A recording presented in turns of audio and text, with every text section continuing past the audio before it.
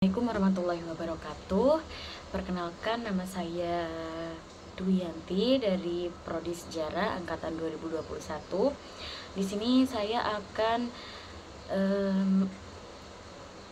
menjelaskan kembali resuman saya di buku Perebutan Hegemoni Belambangan karya Sri Margana. Ini bukunya. Nah, di sini saya meresum sampai bab 8. Sampai bab 8. Nah, di sini saya akan menjelaskan per satu bab yang ada di buku ini. Yang pertama itu adalah bab 1. Bab 1 ini penulis mengawalinya dengan menggambarkan kondisi Belambangan sebagai sebuah wilayah yang strategis karena terletak di ujung timur Pulau Jawa. Nah, Belambangan sendiri memiliki posisi yang penting karena menjadi titik pertemuan berbagai kekuatan, baik itu kekuatan lokal, terus nasional, maupun kekuatan kolonial dari Belanda. Ujung timur Jawa ini adalah istilah yang digunakan oleh Belanda untuk menyebut wilayah paling timur dari Jazirah Jawa yang dipisahkan hanya beberapa kilo dari Bali oleh Selat Bali. Pada periode ini, Belambangan berada dalam kondisi yang politiknya itu sangat dinamis. Setelah keruntuhan kerajaan Belambangan pada abad ke-17 akibat VOC, wilayah tersebut terus menghadapi tantangan dalam mempertahankan kedaulatan dalam konteks mempertahankan kedaulatannya. Terjadi perjuangan antara kekuatan lokal, terus kekuatan Belanda, dan pengaruh kerajaan Mataram yang semakin melemah. Studi ini menghadirkan sebuah analisis bagaimana Belanda mencoba untuk mengubah ujung timur Jawa atau dalam bahasa Jawa itu Bangbang Wetan dari belantara yang dipenuhi pelarian politik, selanjutnya oposan, dan para pemberontak yang selalu melawan para penguasa asing, dijadikan menjadi sebuah wilayah yang terintegrasi secara ekonomi dan politik dengan wilayah-wilayah kekuasaan VOC. Di Jawa dari paruh kedua abad ke-18 itu hingga masa-masa awal pemerintahan kolonial pada awal permulaan abad ke-19. Beberapa kejadian utama yang dibahas dalam bab ini, poin-poin yang saya ambil adalah perlawanan terhadap VOC. Belambangan menjadi salah satu wilayah yang menentang pengaruh VOC yang semakin memperkuat cengkeraman atas wilayah-wilayah di Jawa. Meskipun pada akhirnya VOC ini berhasil menguasai banyak daerah, Belambangan tetap menjadi wilayah yang sulit dikendalikan. Karena apa? Karena adanya perlawanan dari masyarakat setempat. Selanjutnya, poin selanjutnya adalah pendekatan Belanda. Belanda ini mencoba berbagai cara untuk menundukkan Belambangan, termasuk dengan melakukan diplomasi dan aliansi dengan beberapa penguasa lokal. Namun, upaya ini sering gagal karena resistensi kekuatan dari pihak lokal yang ingin mempertahankan kemerdekaannya. Selanjutnya, poinnya adalah peran Pangeran Belambangan. Dalam bab pertama ini, penulis juga memperkenalkan beberapa tokoh penting dalam perjuangan di Belambangan, termasuk para pemimpin lokal yang berusaha mempertahankan kekuasaan mereka. Salah satunya adalah peran Pangeran Blambangan yang terlihat dalam pertempuran melawan pasukan Belanda. Selanjutnya, secara keseluruhan, bab pertama ini memberikan gambaran mengenai kompleksitas politik dan sosial Blambangan yang menjadi medan perebutan antara kekuatan lokal, kerajaan-kerajaan besar di Jawa, dan kolonialisme Belanda. Nah, dalam konteks ini, Blambangan adalah simbol perlawanan dan juga titik penting dalam sejarah pergerakan melawan penjajahan di Jawa. Pada bab 2, jatuhnya Blambangan tahun 1768. Serangkaian ekspedisi militer besar ke Blambangan yang dilakukan oleh Mataram pada tahun 1635 dan 1636 sampai 1640 lebih menyerupai perampokan ketimbang pendudukan. 29 Mataram tidak pernah mengukuhkan kekuasaan real di tanah yang baru saja ditaklukkan itu. Para prajuritnya menjarah barang-barang dan harta istana dan mengubah para penduduknya menjadi budak di ibu kota. Selain itu, juga tidak tampak gerak Islamisasi yang lazim berhubungan dengan penaklukan sebuah wilayah pada masa itu. Blambangan tidak sepenuhnya ditaklukkan, bahkan meski Mataram mengklaim telah menguasai seluruh Jawa, tetapi Blambangan ini masih tidak seluruhnya dikuasai oleh Mataram. Selanjutnya, pada satu abad kemudian, 743, Raja Pakubuwana yang kedua dari Mataram menyerahkan Javas Ostuk dari sebelah timur Malang sampai Banyuwangi, termasuk Blambangan kepada VOC sebagai balasan atas pengembalian tahtanya yang direbut VOC dari para pemberontak.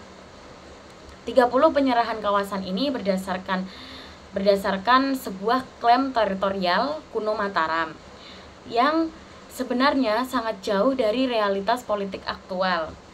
Selanjutnya, pada akhir abad ke-17, Pasuruan, Probolinggo, Malang, dan Lumajang direbut oleh seorang pemberontak yang terkenal. Dia itu adalah Surapati. Dan pada saat kematian Surapati tahun 1705, Mataram hanya mampu merebut Pasuruan dan Probolinggo. Kawasan lain seperti Malang dan Lumajang tetap dipegang oleh keturunan Surapati dan merupakan sebuah wilayah yang independen, di mana Blambangan di ujung timur Jawa ini diklaim oleh orang-orang Bali. Dengan kata lain, Pakubuwana II ini menyerahkan tanah-tanah yang tidak berada dalam kontrolnya, diserahkan kepada orang-orang Bali. Setelah perjanjian damai pada tahun 1743, Gubernur Jenderal itu konsul untuk mengambil langkah-langkah langsung guna mengokohkan kekuasaan di ujung timur Jawa, kecuali Pasuruan dan Probolinggo. Di kedua tempat tersebut, Batavia mendirikan benteng kecil yang hanya dijaga oleh sejumlah prajurit kecil Eropa. Pendudukan atas seluruh wilayah di ujung timur Jawa ini terus terhenti diakibatkan oleh dua hal. Yang pertama, kompeni sekali lagi ditarik masuk ke dalam perselisihan politik di Jawa Tengah yang belum usai hingga tahun 1757 ketika kerajaan Mataram ini terpecah menjadi 3 bagian. Pada saat itu otoritas Belanda di Batavia ini tidak sepenuhnya menyadari situasi politik real di ujung timur Jawa dan ancaman datang dari kompetitor utamanya dari Eropa. EIC yang pada saat itu meluaskan tentakelnya hingga ke kepulauan dan bahkan dengan berani membangun sebuah pos di dekat Selat Bali, meski seseorang dari Surabaya terus mendesak pembangunan sebuah pos baru di Blambangan, Batavia. Di Blambangan, Batavia ini bersikeras pada kebijakannya untuk tidak mendirikan sebuah loji baru karena company ini merasa mereka telah terlalu jauh meluaskan kehadirannya di Jawa. Selanjutnya membahas bab 3, yaitu jatuhnya dua pemberontak Jawa, yaitu Lumajang dan Malang. Di sini saya akan menjelaskan tentang jatuhnya Lumajang terlebih dahulu. Tujuan utama ekspedisi militer Belanda ke Malang dan Lumajang ini adalah mengakhiri pemberontakan Pangeran Mataram yang keras kepala. Singasari dikenal juga sebagai Prabu Jaka dan anaknya Raden Mas. Akan tetapi dalam kampanye militer ini, Belanda harus menghadapi lebih banyak pihak ketimbang yang seharusnya. Mereka juga harus berhadapan dengan keturunan Surapati yang memegang kontrol atas Lumajang, Malang, Antang, dan Porong. Beberapa tokoh penting yang memiliki hubungan dengan Surapati adalah Bupati Lumajang, yaitu Kertanegara, dan Bupati Malang yang Malayakusuma, tapi cucunya Tirtanegara alias Mas Tong, saudara dari Malayakusuma. Selanjutnya Kertayuda, Natayuda, dan Mas Pangulu. Sebelum ekspedisi benar-benar dilaksanakan, Belanda ini mengetahui dengan baik aliansi antara para keturunan Surapati dan Prabu Jaka. Alih-alih, Belanda melakukan beberapa pendekatan diplomatik untuk mencegah perang atau jika mungkin menaklukkan mereka tanpa harus menembakkan peluru sebutir apapun. Dalam kontak diplomatik pertama, itu Kartanegara itu menunjukkan keinginannya bekerja sama dengan Belanda. Dia berjanji tidak akan menampung atau membantu Prabu Jaka dan musuh-musuh kompeni lainnya. Tidak ingin menerima begitu saja. Belanda memintanya menunjukkan sikap yang lebih bersahabat. Selanjutnya, komandan Belanda di Pasuruan, Kapten Kasper Lodwijk Troponegoro, melakukan pendekatan lebih jauh dengan menghimbau Bupati Banger Puspakusuma membujuk Kartanegara agar bersedia tunduk kepada kompeni. Guna merespon permintaan ini, Puspakusuma ini menulis surat pada Kartanegara, menasehatinya, intinya agar mengambil kesempatan menguntungkan dari kebaikan Gubernur Semarang yang kini tengah bersiap melupakan masa lalu dan memberi ampunan atas seluruh pelanggaran yang pernah dilakukan oleh nenek moyang Kartanegara atau Surapati. Gubernur sangat ingin melihat Bupati Lumajang datang ke Panarukan atau Banger untuk menunjukkan persahabatannya kepada kompeni. Puspakusuma menjamin gubernur akan memperlakukannya dengan baik dan tidak melanggar kata-katanya jika dia bersedia datang ke benteng Belanda. Namun Kartanegara membalasnya dengan nada yang tidak diduga-duga. Dia menolak nasihat tersebut dan menyatakan intinya begini: "Aku telah menerima suratmu dan memahami isinya, di mana engkau menasihatiku untuk tunduk pada kompeni. Dan jawabanku adalah aku tidak bisa melakukannya karena Allah tidak menghendaki hal itu." Surat kedua yang berisi ancaman terbuka segera dikirimkan. Jika Kertanegara dan saudaranya Kertayuda ini tidak datang ke Pasuruan, maka Lumajang akan diserang. Kertanegara bereaksi dengan cepat. menggunakan kata-kata yang bahkan lebih keras dari sebelumnya. Intinya begini, selama kerisnya itu masuk runcing, ia berjanji akan memerangi company jika mereka masuk ke wilayahnya. Utusan Belanda yaitu Mantri Wiralaksana mengatakan bahwa keris tersebut adalah pusaka warisan kakek Kartanegara Surapati. Saudaranya, Kertayuda, memunculkan reaksi yang sama, menegaskan bahwa perlawanannya adalah kehendak Tuhan. Sejak lama, Kertanegara ini menyadari bahwa cepat atau lambat Belanda ini akan menyerang Lumajang. Dia mengirim prajurit untuk berpatroli di perbatasan Lumajang sampai Banger dan mendirikan barikade dan jebakan di sepanjang rute menuju Lumajang. Mereka juga menyerang pos terdepan di pos Adiraga, Gubernur Belanda di Semarang ini membalas gerakan ofensif ini dengan membatalkan pendekatan diplomasi dan memutuskan untuk segera menaklukkan Lumajang dengan kekuatan militer.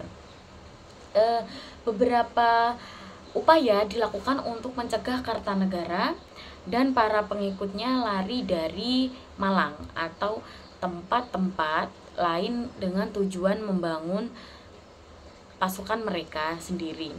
Selanjutnya, sang gubernur memerintahkan agar Kartanegara ini ditangkap hidup atau mati. Selanjutnya, seseorang dari Surabaya menginstruksikan agar komandan Belanda di Blambangan, yaitu Kapten Blanke, mengirimkan lebih banyak prajurit Eropa dan Madura untuk mendukung ekspedisi ini. Sementara itu, Bupati Malang, yaitu Malayakusuma, gelisah atas rencana Belanda menyerang Lumajang. Dia menyadari bahwa ayahnya, yaitu Kartanegara, terlalu tua dan terlalu lemah untuk dapat memberikan perlawanan pada kekuatan koalisi Belanda. Dia mencoba mencegah invasi tersebut dengan meminta bantuan Bupati Pasuruan, Nitigara namanya, yang memiliki hubungan dekat dengan Geza Geber, yaitu yang saya katakan seseorang dari Surabaya tadi. Nitigara yang merupakan menantu dari Kartanegara itu menurutnya adalah sosok yang tepat untuk melakukan negosiasi dengan seseorang yang dari Surabaya yang saya katakan tadi dan membujuknya agar bersedia membatalkan rencana penyerangan Lumajang. Nah, pada saat yang sama, Malayakusuma akan membujuk ayahnya untuk menghukum Bramacora Lumajang yang menyerang pos Belanda di Adiraga. Selanjutnya, ia juga berjanji memenuhi kewajiban ayahnya mengirim upeti, mengirim fee kalau sekarang, yaitu sebilah kayu atau sejumlah daun pada company. Nitigara berada dalam dilema. Jika ia gagal menyelamatkan Kartanegara, ia akan dianggap sebagai menantu yang durhaka, yang tidak menghormati mertuanya. Namun dalam konteks internasional, ia tidak dapat mengingkari aliansinya dengan company. Ia sadar dengan keadaan ini.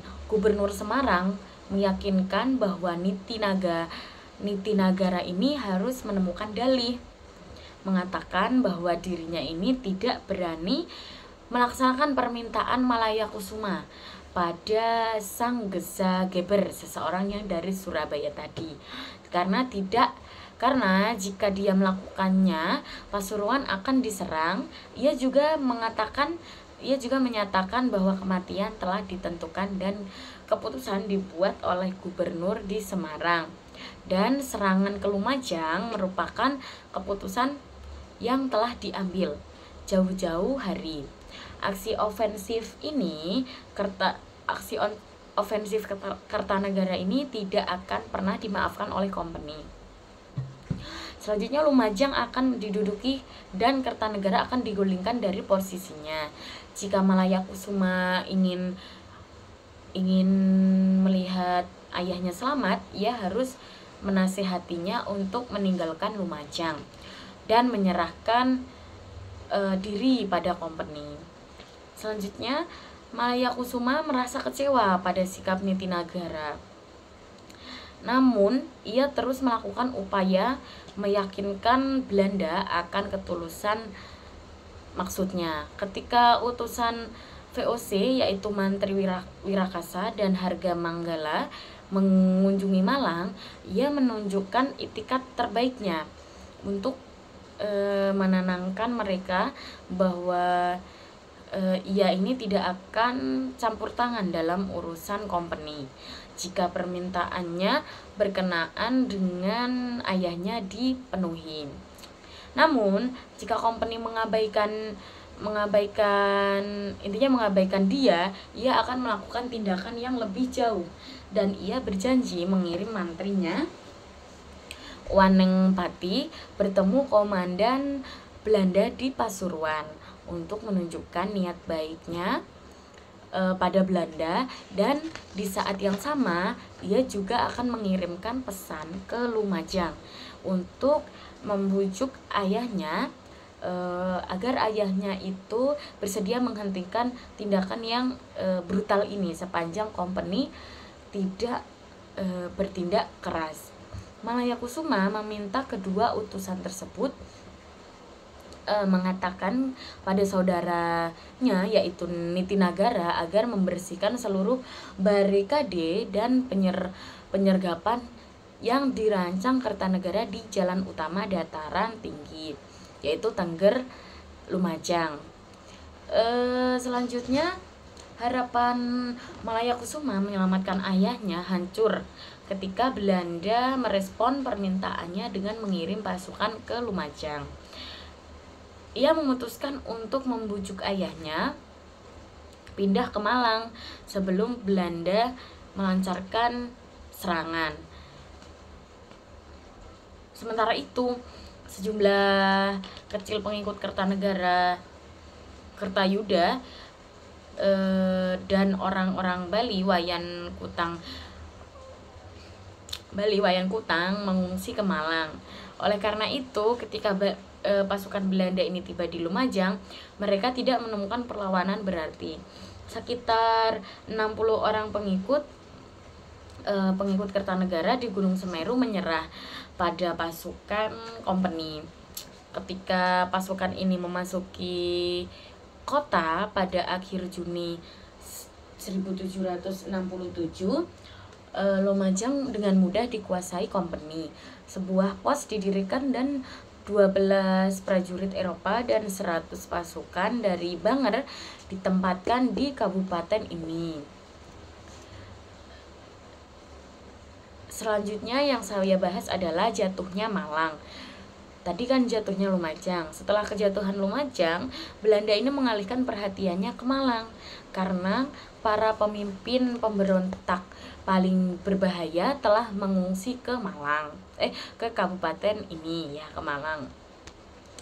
Troponegoro, komandan ekspedisi ini yang telah terlibat dalam banyak pertemuan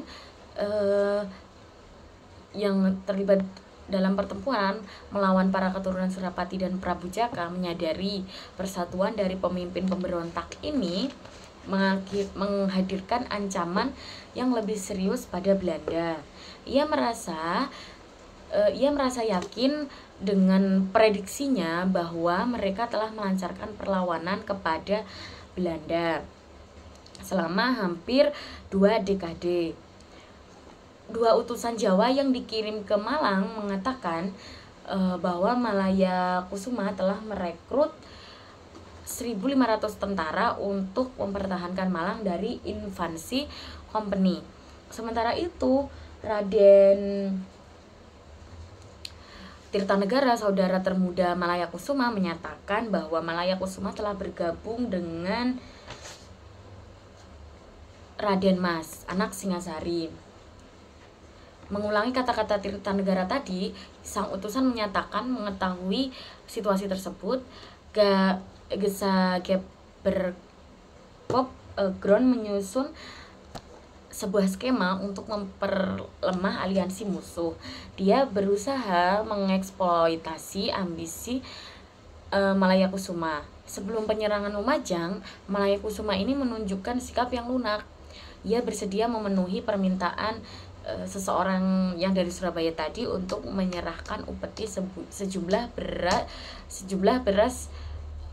besar beras yang dibawa dengan 10 kuda, 100 ayam, dendeng, dan 8 budak untuk bekerja di Loji Company. Ia juga menahan dan mengambil alih 2 istri Wayan Kutang, yaitu pengungsi Bali dari Blambangan dan salah seorang pengikutnya. Bahkan dalam surat-suratnya yang terakhir, ia memberikan jaminan bahwa dirinya tidak berani menentang company. Ia menyatakan bahwa jika ia berani melakukannya, maka hal itu berarti sama saja dengan menentang tuannya sendiri. Ia juga berjanji menangkap Wayan Utang dan Natayuda. Lebih jauh, ia mengatakan bahwa ia telah menolak permintaan Raden Mas yang menginginkan 50 senjata lusinan dan kuda. 19 tergoda dengan seluruh komitmen ini, seseorang yang dari Surabaya tadi merasa yakin bahwa ia memiliki kesempatan baik menerapkan strateginya untuk menghancurkan kolaborasi antara Prabu Jaka dan para keturunan Surapati. Ia memberangkatkan utusannya, namanya Encik Mida, beserta 100 prajurit dari Surabaya dengan dalih membantu Malayakusuma melindungi Malang dari gangguan Prabu Jaka dan para pengikutnya. Pengiriman pasukan ini diharapkan dapat menciptakan kesan di antara para sekutunya bahwa Malayakusuma telah mengkhianati teman-teman sepersekutuannya. Tapi meskipun Malayakusuma ini menolak bantuan militer ini, sikapnya ini menimbulkan keraguan di antara para pengikutnya, yaitu Patih Porong, Natayuda itu meninggalkan Malang dan bergabung dengan Raden Mas di Antang. Sementara Wayan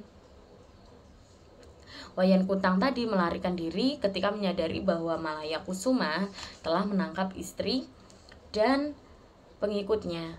Dilaporkan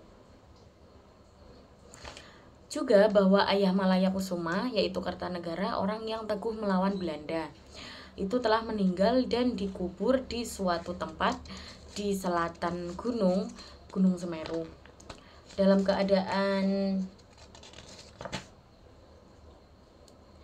seperti itu, seseorang yang dari Surabaya tadi dapat menekan Malayakusuma untuk menunjukkan persahabatannya. Ia mengirim Encik Mida pada Malayakusuma agar bersedia menerima tawaran terakhirnya. Jika Malayakusuma benar-benar loyal pada company, ia harus menunjukkan dengan membujuk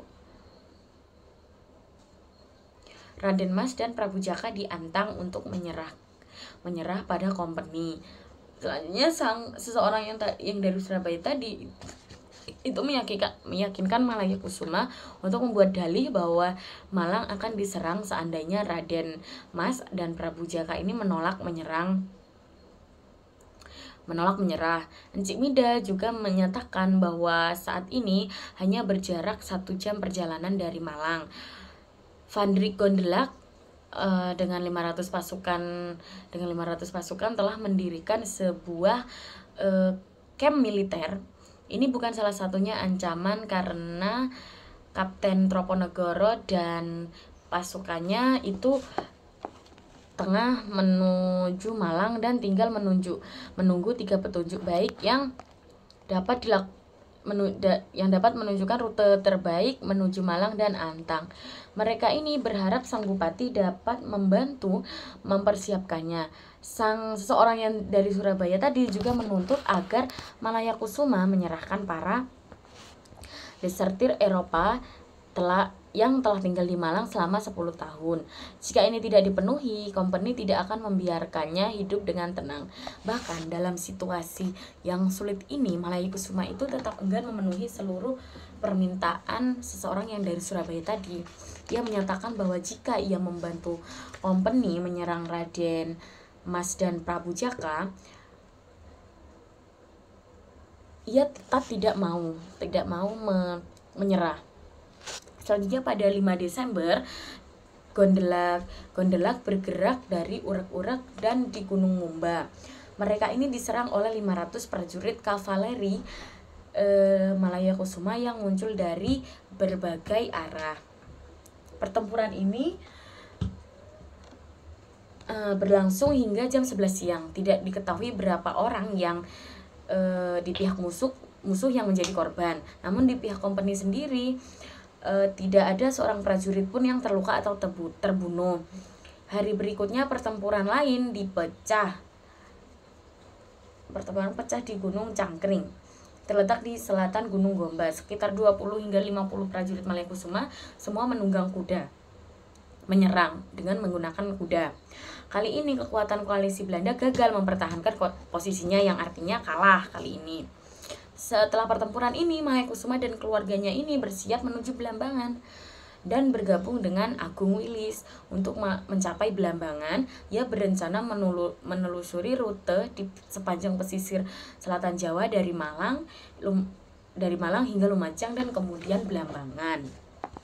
Yang saya bahas adalah bab 4, yaitu pemberontakan Pangeran Wilis di Belambangan. Permintaan company akan lebih banyak pasukan Madura akhirnya dipenuhi oleh Panembahan Madura. Pada Januari 1768, sekitar 1000 prajurit Madura itu diberangkatkan dari Kuanyer dan tiba secara berturut-turut di Banyualit pada tanggal 6, tanggal 8 dan 10 Januari. 37 hanya 300 orang yang akhirnya bisa mencapai benteng Belanda di Banyualit, karena sisanya melarikan diri setelah mereka mendarat di Panarukan karena takut tertular penyakit yang dilaporkan meluas di tempat itu. Mereka tersebar di beberapa tempat di pesisir Panarukan dan Besuki. Pada 16 Januari 1768, kapal Belanda dengan Van Dijk Hotapel tiba di Belambangan diikuti 4 kapal Madura dan beberapa kapal company dengan membawa 50 prajurit Eropa. 3 hari setelah kedatangan prajurit Madura di Banyualit, Sirnantaka, dia adalah kepala prajurit Madura, mengirim utusannya untuk mengunjungi Wilis di kota untuk menanyai apakah ia bersedia tunduk pada company. Jika Wilis berkeinginan untuk tunduk, jadinya itu dia harus datang ke benteng Belanda yang ada di Banyualit. Utusannya melaporkan bahwa Wilis ingin datang di benteng Belanda di Banyualit. Namun, pertama-tama ia ingin berbicara secara pribadi dengan Sirnantaka. Membalas permintaan ini, Sirnantaka ini segera menuju kota dengan membawa 100 prajurit Madura. Wilis berkata kepadanya bahwa ia akan datang ke Banyualit sepanjang diizinkan untuk membawa 2 atau 300.000 orang. Sirnantaka mengatakan pada Wilis hal itu bukan masalah selagi tujuannya itu baik. Sekali lagi, Wilis berjanji bahwa ia akan pergi ke Banyualit dalam 2 hari. Sayangnya pada hari yang dijanjikan tidak ada indikasi sama sekali bahwa Wilis akan muncul di Banyualit. Sirnantaka menawarkan untuk memimpin pasukannya menyerang Wilis di kota. Namun Van Rijke menolak karena ia harus berkonsultasi terlebih dahulu pada seseorang yang saya katakan dari Surabaya. Meski demikian, ia memerintahkan pasukannya untuk siap-siap menghadapi peperangan dan memerintahkan kapten kapal Borseland dan nahkoda untuk berlayar ke kota. Terus esoknya Van Rietzke dan skipper Peters menuju kota dengan para prajurit Madura yang tersisa. Di desa Kobro, mereka bertemu Mas Anom dan Mas Uno yang mengatakan bahwa Willis masih sakit dan oleh karenanya tidak bisa pergi ke benteng Belanda di Banyualit. Van Rietzke memutuskan untuk mengunjungi Willis di kota secara pribadi. Di tengah jalan menuju kota, diputuskan untuk beristirahat karena kan pastinya capek dan menginap di pinggir sungai Blambangan. Tampaknya seorang penjaga sawah melihat kedatangan mereka dan memberi tahu Willis. Willis segera mengirim seseorang utusan untuk menemui Van Rietzke tersebut guna mencari tahu apa alasan kedatangannya, sembari mengumpulkan sejumlah besar pengikutnya di sekeliling rumah beliau. Melalui utusannya, selanjutnya Willis berjanji tidak akan ada perlawanan ketika Van Rietzke datang ke rumahnya. Di kota, Van Rietzke ini tinggal di pasar belakang di kediaman Willis. Di sore hari, Willis mengundangnya untuk datang ke rumahnya. Dalam laporannya kepada seseorang yang dari Surabaya tadi, Van Rietzke menulis bahwa kunjungan itu didasarkan atas saling percaya dan bahwa ia diperlakukan secara pantas sebagai utusan kompeni. Selanjutnya berbagai persoalan didiskusikan dengan damai dan Willis menunjukkan sikap bersahabat dan berjanji bahwa ia akan datang ke Banyualit pada hari ketiga bulan Februari. Srinantaka tadi dengan cepat menafsirkan bahwa ini hanyalah alasan saja dan memaksa agar ia diizinkan untuk membunuh Willis dengan kerisnya. Namun Van Rietzke melarangnya karena pertemuan tersebut itu berlangsung pada tengah malam dan hujannya turun sangat deras. Dalam kondisi ini senjata api yang untuk membunuh Willis tadi tidak dapat digunakan. Akhirnya Van Rietzke kembali ke Banyualit dengan tangan kosong. Pertempuran pertama antara kedua belah pihak ini akhirnya terjadi pada 18 Februari pada tahun 1768 ketika Kapten Maurer, skipper Peters, Letnan Dies, dan Letnan Wipperman bergerak dari selatan menuju kota. Di akhir pertemuan 100 memberontak dilaporkan tewas. Namun setelah 3 bentrokan prajurit kompeni tidak dapat mampu menggerakkan lebih jauh karena mereka masih belum cukup. Mereka mundur ke Pagon.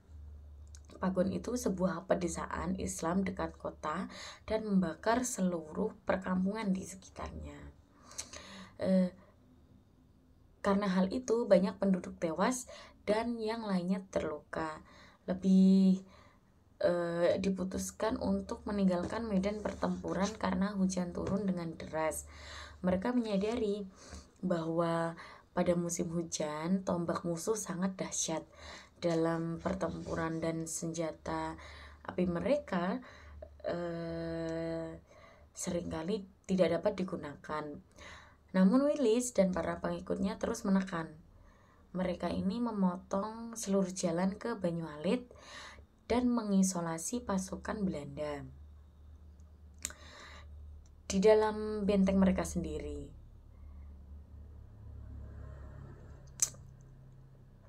Selanjutnya pada bab kelima, pemberontakan Rempek Jogopati. Dari Bayu, Songgon, itu pemberontakan tersebut meluas ke seluruh Blambangan.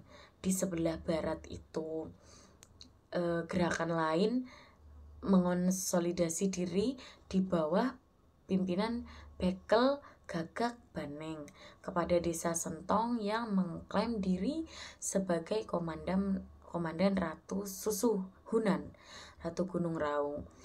Puger dan Jember dikuasai pemberontak. Mencoba menahan gerakan ini, Gubernur Burg menginstruksikan komandan Belanda di Jember dan Panarukan, Steenbergen dan Reigers, untuk merebut kontrol atas tempat tersebut. Dari pesisir selatan Jawa, Van Dijk Visser dan anak buahnya disebar untuk membantu mereka. Letnan Heinrich bersama 600 prajurit juga dikirim ke pesisir selatan Jawa. Selanjutnya di Purwo, ia menemukan 50 ekor kuda dan sejumlah tombak dan membakar sebuah desa yang digunakan pemberontak sebagai tempat penyimpanan makanan. Pemberontak memberikan perlawanan yang menyebabkan satu prajurit Eropa tewas, sementara yang lain itu luka-luka. Pada tanggal 14 Februari, Heinrich ini menarik prajuritnya ke Gerejagan, di mana terjadi pertempuran lain. Lebih dari 50 kerbau dan 200 rumah di Purwo, Gerejakan, dan Jalimanik dibakar. Pemberontak mundur menyeberangi sungai. Sejumlah besar bahan makanan, terus pakaian dan alat-alat pertukangan itu direbut oleh company. Ekspedisi ini menyebabkan para pemberontak mengalami kerugian yang besar. Pada 20 Maret, Jogopati ini menyerang kampung Belanda, camp Belanda di kota dengan kekuatan sebesar 1.500 pasukan. 600 prajurit Bali dikirim oleh Gusti Ngurah Jembrana dan 100 prajurit dari Sentong dan Bayu terlibat dalam serangan ini. Meski membawa pasukan besar, namun Jogopati ini gagal merebut kota. Dia kehilangan 5 orang prajuritnya yang paling berani karena tewas sementara. Di 5 lainnya luka-luka. Setelah penyerangan kota, Residen Skopov melancarkan patroli laut di Selat Bali untuk mencegah lebih banyak prajurit yang datang ke Blambangan. Karena perang di Gerejakan, Heinrich ini melakukan ekspedisi militer ke markas pemberontakan di Bayu. Namun karena menyadari jumlah prajurit tidak mencukupi untuk menyerang Bayu, yang dilaporkan pada saat itu dijaga oleh beberapa ratus prajurit Bali, ia meminta bantuan pada prajurit dari Gizagep. Pada 20 April 2000, prajurit Madura di bawah pimpinan Kapten Alap tiba di Blambangan, diikuti oleh 70 prajurit Madura dari Pemekasan dan 112 prajurit Jawa dari Besuki di bawah pimpinan Kapten Wayan Buyung. Pada 11 Mei, Letnan Heinrich ini mendirikan sebuah kamp militer di Songgon, dekat Bayu, dan mempersiapkan pasukan. Serangan ke Bayu akhirnya dilancarkan 5 hari kemudian, namun pasukan company berhasil dikalahkan. Heinrich yang terluka dalam pertempuran tersebut itu mengutuk pasukan Madura sebagai biang kekalahan tersebut karena dengan pengecut melarikan diri. Jadi Madura ini melarikan diri. Ia menulis, mereka yang dimaksud adalah pasukan Madura datang dengan suara riuh dan teriakan kencang. Namun dalam pertempuran mereka gentar. Heinrich mengirim pulang Kapten Madura, Alap-Alap, dan menggantinya dengan pemimpin yang lebih berani. Ia memperkirakan musuh memiliki 7.000 pasukan dan meminta bantuan militer lebih banyak lagi. Setidaknya akan ada 8.000 prajurit dari Makassar dan Malaka. Permintaannya pada Gubernur Van der Burg tidak dipedulikan. Gubernur menganggap estimasi Heinrich ini berlebihan.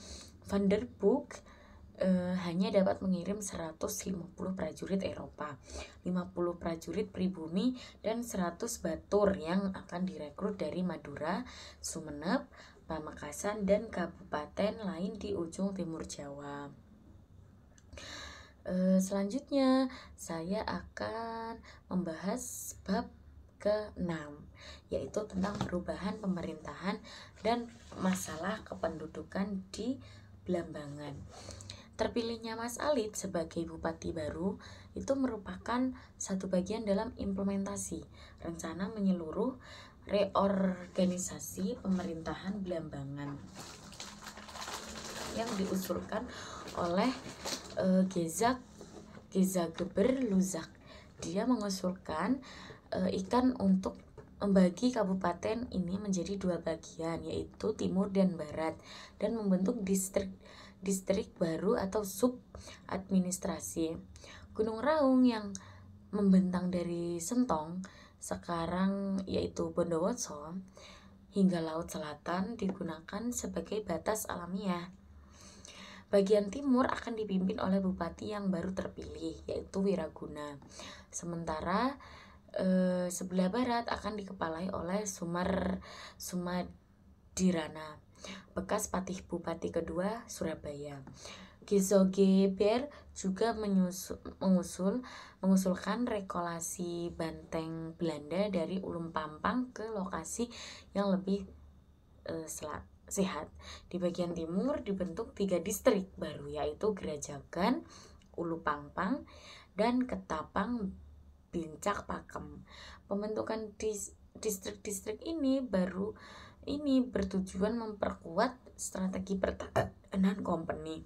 Gerajagan yang terletak di pesisir selatan Blambangan merupakan sebuah tempat strategis yang selama ini digunakan oleh para pemberontak sebagai pelabuhan rahasia, tempat mendarat para prajurit Bali yang datang untuk mendukung pemberontakan mereka.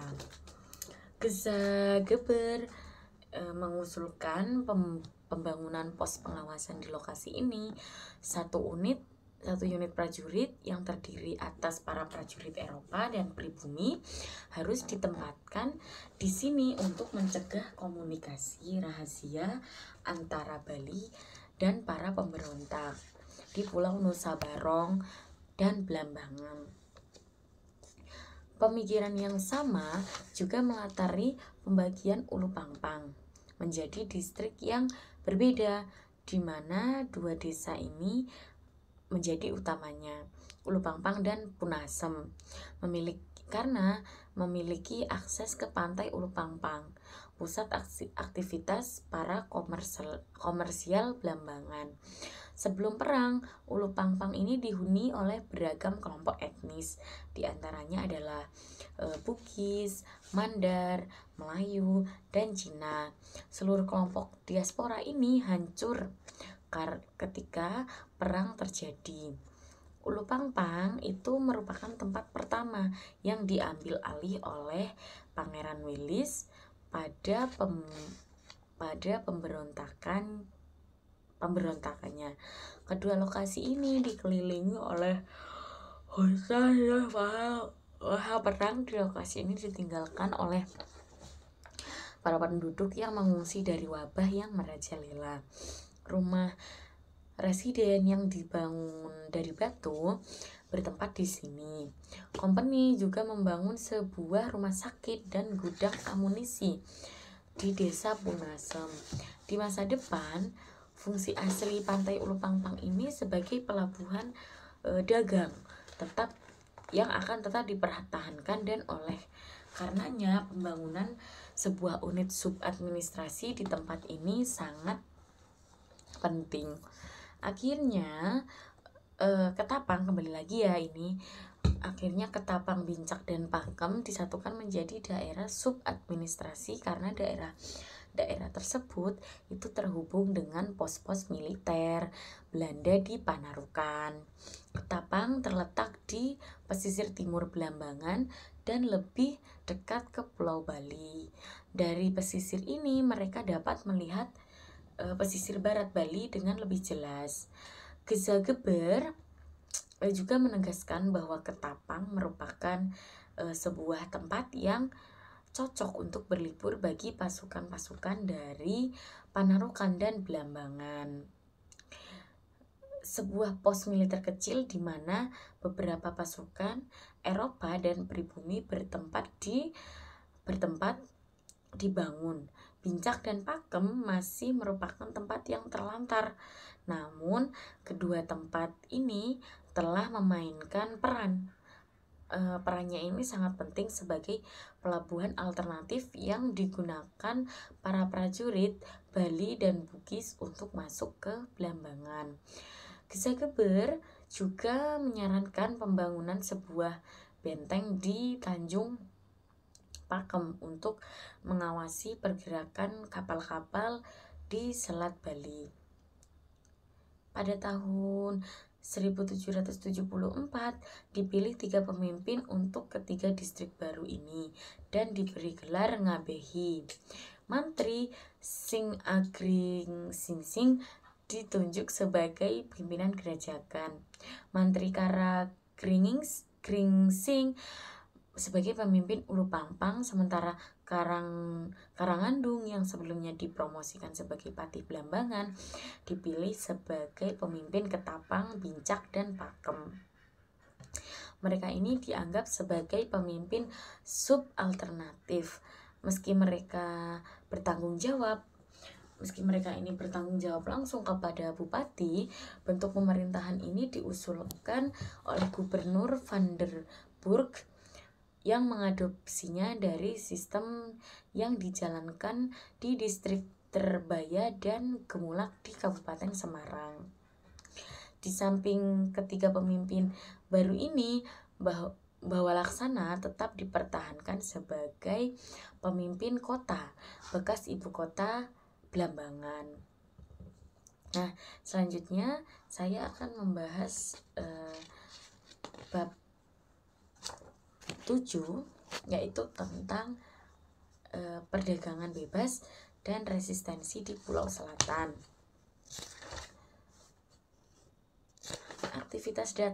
Aktivitas dagang di sekitar Selat Bali pada abad ke-8 terkonsentrasi di 3 pelabuhan utama, yaitu Buleleng, Kuta, dan Pangpang atau Ulu Pangpang. 2 pelabuhan pertama terletak di Bali.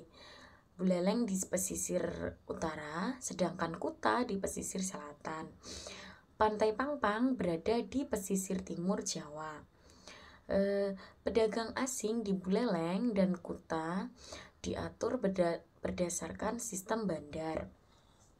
Penguasa Bali dikenal sebagai raja, mengontrol perdagangan asing, namun secara umum mereka ini menahan diri dari partisipasi langsung dalam aktivitas perdagangan.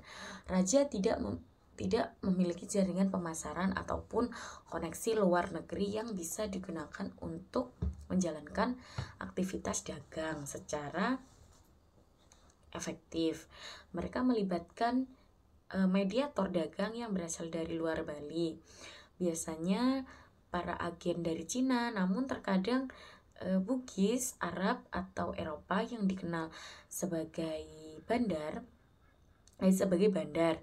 Sebagai balasan atas upeti tahunan dan hadiah-hadiah bagi sang raja, seorang bandar memperoleh banyak hak istimewa, seperti hak untuk menempatkan diri di pusat perdagangan paling sibuk di suatu wilayah kerajaan. Selanjutnya, hak untuk membuka toko-toko dan mendirikan gudang di wilayah yang tidak begitu sibuk, dan hak untuk memperoleh monopoli ekspor dan impor atas komoditas tertentu. Terus selanjutnya hak untuk menjual komoditas-komoditas lainnya, dan untuk mengumpulkan kewajiban-kewajiban dagang. Bandar Kuta merupakan bandar yang paling menarik, sehingga menjadi bandar yang paling diincar oleh para pedagang asing yang ada di kawasan ini. Situasi ini terutama dipengaruhi oleh letak geografis kota yang strategis. Desa tersebut terletak di tanah genting rendah seluas 2 mil yang menghubungkan wilayah Bali Selatan dengan Bukit Peninsula.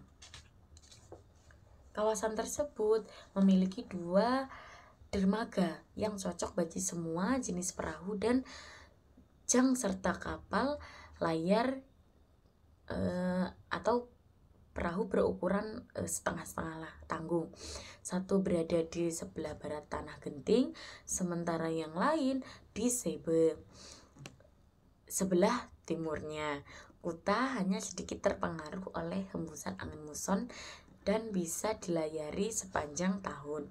Seluruh aktivitas komersial di selatan Bali ini termasuk Tabanan, Gianyar, Mengwi, dan Badung harus melewati pelabuhan Kuta.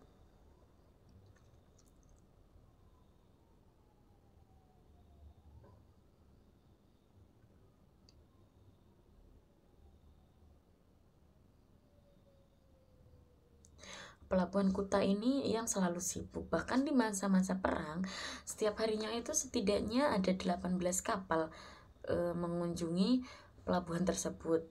Pada hari pertama kedatangannya di Badung, dia melihat 14 perahu dari berbagai tempat berbeda di kepulauan Indonesia. 5 dari Banjarmasin, 2 dari Bengkulu, 2 dari Palembang, dan 6 dari Batavia. 10 hari kemudian,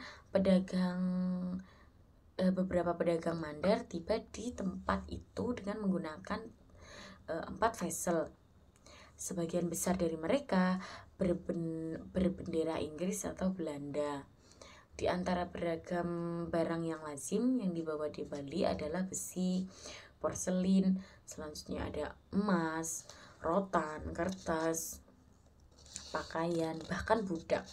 Secara reguler, para pedagang muslim juga mengunjungi tempat ini dan membawa tekstil putih, hitam, dan merah. Para pedagang dari barat, diantaranya dari Batavia, itu berlayar dari Bali ketika angin muson barat bertiup, dan ketika mereka datang, para pedagang Bugis dan para pedagang lain yang berasal dari kawasan timur kepulauan Indonesia itu secara bergantian meninggalkan tempat itu.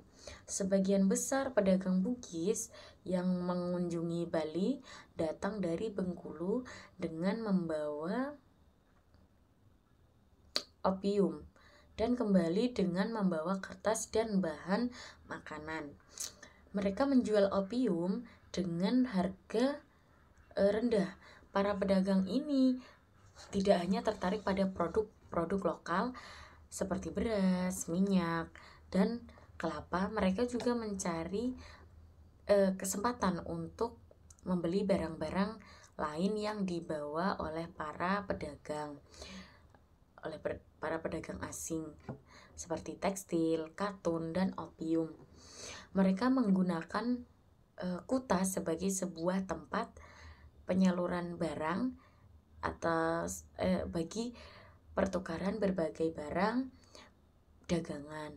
Pelabuhan Pampang di pesisir timur Jawa mendapat berkah dari meningkatnya perdagangan di Bandar Kuta dan Buleleng. Namun dengan Kuta berlangsung lebih intensif ketimbang dengan Buleleng. Namun secara geografis, Pelabuhan Pampang tidaklah strategis. Pelabuhan Pampang terletak di dalam batas-batas sempit pantai Pampang. Di belakang Tanjung Sembulungan, kapal-kapal besar itu terutama yang berlayar dari barat menuju melalui Selat Madura pada musim angin muson barat kesulitan mencapai pelabuhan tersebut. Oleh karena itu, sebagian besar pedagang yang mengunjungi Blambangan akan singgah ke Buleleng atau Lombok. Terlebih dahulu dan kemudian singgah di Kuta sebelum melaju ke Pampang. Tapi pantai Pampang ini menawarkan keuntungan yang tersendiri, seperti yang disaksikan oleh para pelaut Inggris yang menyatakan bahwa wilayah tersebut adalah dermaga yang sangat terlindung dengan baik, di mana kapal-kapal kecil dapat berlayar sehingga masa pendudukan Belanda tahun 1767, Blambangan berada di bawah kekuasaan Mengwi. Namun, Bali memberikan keleluasaan pada penduduk Blambangan untuk menjalankan perdagangan mereka sendiri.